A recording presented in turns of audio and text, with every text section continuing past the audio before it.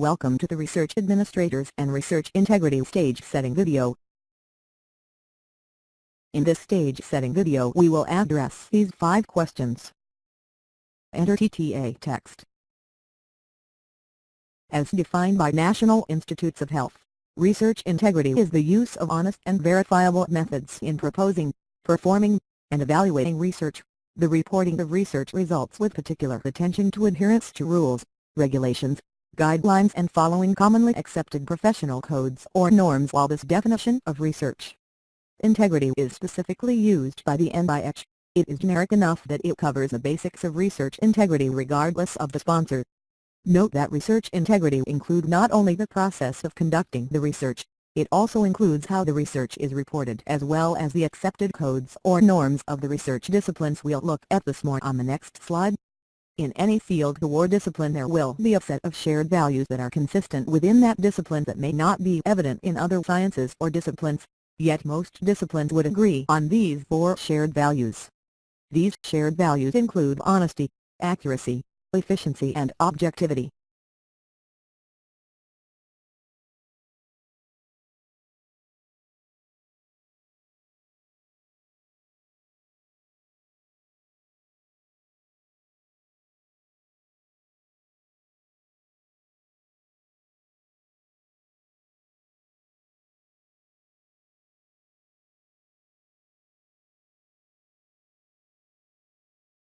One approach to explaining misconduct is individualist or bad actor theory. From this stance, it is believed that bad people make bad decisions. If we want to intervene, we should focus on building the moral character of these bad actors while teaching them right from wrong. The individualist perspective isn't really interested in the cultural context supporting the bad actor or the situations in which this so-called bad actor makes these bad decisions.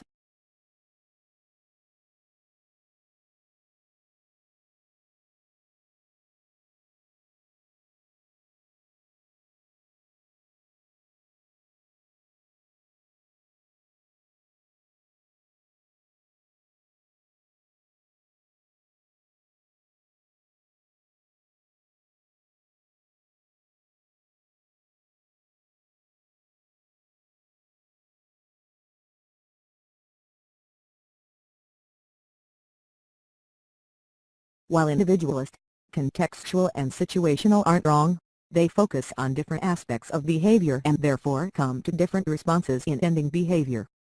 Any social act, including traffic violations and unethical decisions in research, have 2 key elements: opportunity or propensity.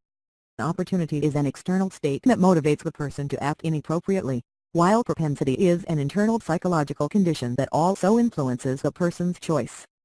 Adams and Pimple suggest that both opportunity and propensity must exist for the action to be considered a social act.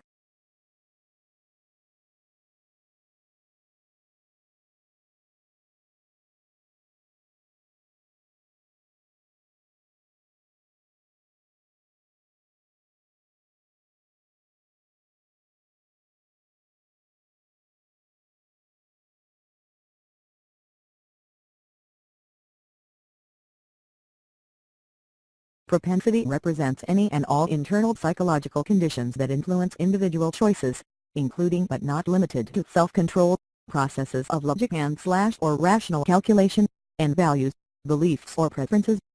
Opportunity includes any and all external conditions that stimulate motivation and/or facilitate or inhibit the enactment of individual choices. Routine activity theory holds that criminal acts have a person who commits the act, a tempting target such as a wallet full of cash and the lack of anyone to stop the person. Opportunity is the root cause of the crime. It is often called opportunity theory. Take for example, the harried researcher who is already behind on submitting his grant proposal to the NIH. He is the likely offender. It may be tempting to him to take a shortcut in writing his proposal by including material copied from another source. This is called plagiarism. This is the suitable target. That the peer reviewers who are enlisted by the sponsor to read the proposal are unlikely to recognize the plagiarized text is the absence of a capable guardian against the offense. These 3 supplements to routine activity theory that can further illustrate how it works. How many people you know who work in the research enterprise fit this description? We can respond to the potential risk articulated in routine activity theory by following these 3 points: increasing the capability of guardians, limiting personnel ratios, and creating rules that are specific and provide adequate boundaries. Their point about increasing informal social control is well taken. When collectively practiced, even unofficial activity can increase conformity. Increasing the relationships among people also decreases the likelihood that someone will deviate from the norm. Another common approach is the implementation of early intervention systems, which use overt and unobtrusive means to identify problems early so that they can be managed before they become larger issues.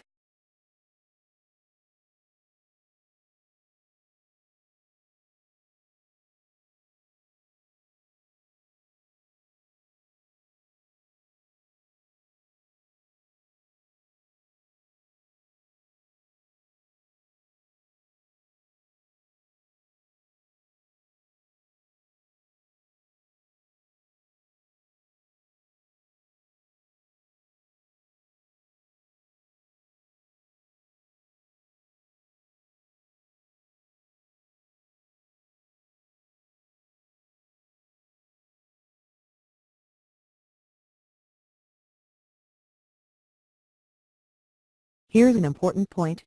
All too often our guardians take their role a little too seriously.